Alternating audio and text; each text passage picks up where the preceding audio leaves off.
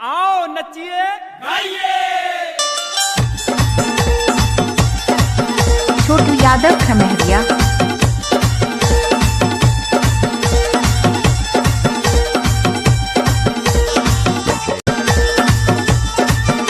Mix by Chhotu Yadav Khamhariya.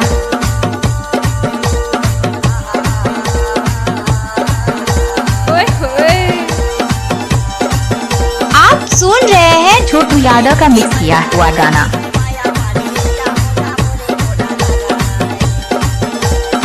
Mix by Chhotu Yadav Khamhariya.